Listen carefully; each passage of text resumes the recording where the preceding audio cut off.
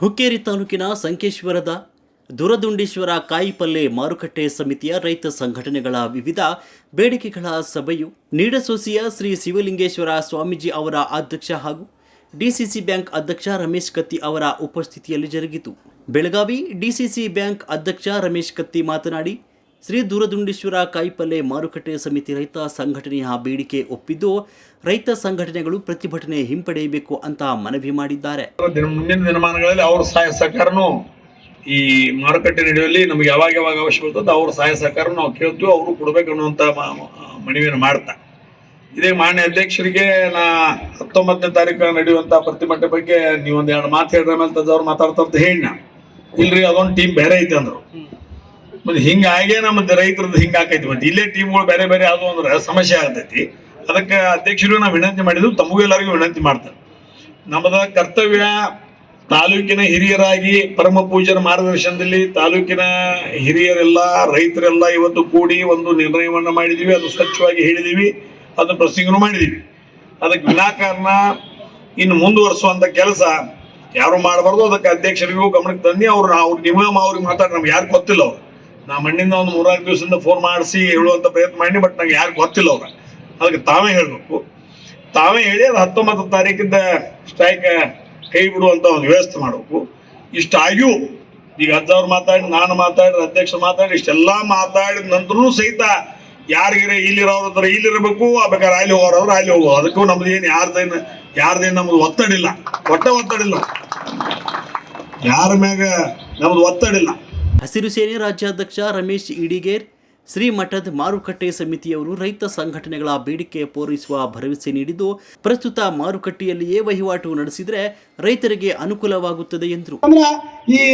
ಈ ಭಾಗದ ನಮ್ಮ ರೈತ ಕುಲದ ನಾಯಕರಾದ ಯಾಕೆ ಈ ಮಾತಂದ್ರೆ ಈಗ ವೇದಿಕೆ ಮೇಲೆ ಯಾಕೆ ಹೇಳ್ತಾನಪ್ಪ ಅಂತಂದ್ರ ಅವ್ರ ಅಧ್ಯಕ್ಷತೆಯಲ್ಲಿ ನಮ್ಮ ಬೆಳಗಾವಿ ಜಿಲ್ಲೆಯಲ್ಲಿ ಅವರ ಇವತ್ತು PKPS ಇರ್ಬೋದು, DCC ಬ್ಯಾಂಕ್ನಿಂದ ಸಾವಿರಾರು ಟ್ರ್ಯಾಕ್ಟರ್ ಬರೀ 3% ಲೋನ್ ಕೊಡುವಂತ ಕೆಲಸ ಅಧ್ಯಕ್ಷ ಮಾಡ ಅಂತ ಹೇಳಕ್ ಬಯಸ್ತಾನೆ. ಅರ್ಥ ಮಾಡ್ಕೊಂಡು ಸದಾಕಾಲ ಅವರು ರೈತರ ಪರಾದರು, ಇನ್ನಾದ್ರೂ ರೈತರ ಪರಾದರು.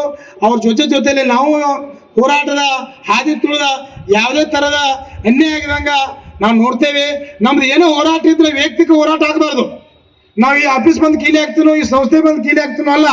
ನಮ್ದು ಹೋರಾಟ ಏನಪ್ಪಾ ಅಂತಂದ್ರ ಸರ್ಕಾರಿ ಅಧಿಕಾರಿ ಮುಂದೆ ಇವತ್ತು ನಾ ಸ್ಟ್ರೈಕ್ ಮಾಡತ್ತೀನಿ, ಈ ಸಂಸ್ಥೆ ನಮಗೆ ರೈತರಿಗೆ ಅನ್ಯಾಯ ಮಾಡತೈತಿ ಅಂದ್ರೆ ಇದಕ್ಕೆ ಯಾವ್ದಂತ ಒಂದು ಪ್ಲಾಟ್ಫಾರ್ಮ್ ಐತಿ, APMC ಐತಿ, ಜಿಲ್ಲಾಡಳಿತ ಐತಿ. ನಿಡಸೋಸಿಯ ಶ್ರೀ ಶಿವಲಿಂಗೇಶ್ವರ ಮಹಾಸ್ವಾಮೀಜಿಯವರು ಮಾತನಾಡಿ, ಹಿರಿಯರಾದ ಅಪ್ಪ ಸಾಹೇಬ್ ಶಿರಕೋಳಿ, ರಾಜೇಂದ್ರ ಪಾಟೀಲ್, ಅಮರ್ ನಲಬಡೆ, ಶ್ರೀಕಾಂತ್ ಹತನೋರೆ, ಸಂಜಯ ಶಿರಕೋಳಿ, ಶಿವಾನಂದ ಮುಳುಸಿ, ಅಜಿತ್ ಕರಜಗಿ, ವ್ಯಾಪಾರ ಸಮಿತಿಯ ಅಧ್ಯಕ್ಷ ಸುನೀಲ್ ಪಾಟೀಲ್, ಉಪಾಧ್ಯಕ್ಷ ಮನ್ಸೂರ್ ಭಾಗವಾನ್, ಕಾರ್ಯದರ್ಶಿ ಮಲ್ಲಿಕಾರ್ಜುನ್ ಇತರರು ಹಾಜರಿದ್ದರು.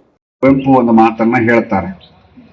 ಅದೇ ಒಂದು ವಿಷಯವನ್ನು ಇಟ್ಟುಕೊಂಡು ಮಾರುಕಟ್ಟೆಯನ್ನ ಪ್ರಾರಂಭ ಮಾಡಿದಂತ ಈ ಮಾರುಕಟ್ಟೆಯಲ್ಲಿ ಇವತ್ತು ರಮೇಶ್ ಕತ್ತಿಯವರು ಹಾಗೂ ಹಿರಿಯರಾದ ಸಿರುಕೋಳಿಯವರ ಒಂದು ಮಾರ್ಗದರ್ಶನದಲ್ಲಿ ವೇದಿಕೆ ಮೇಲೆ ಆಸೀನರಾಗಿರುವ ಎಲ್ಲ ಹಿರಿಯರಲ್ಲಿ, ಧರೆಕನ್ನಡರಲ್ಲಿ ಆಗಮಿಸಿರುವ ಎಲ್ಲ ರೈತ ಬಾಂಧವರೇ, ಎಲ್ಲರಿಗೂ ಶರಣಾರ್ಥಿಗಳು.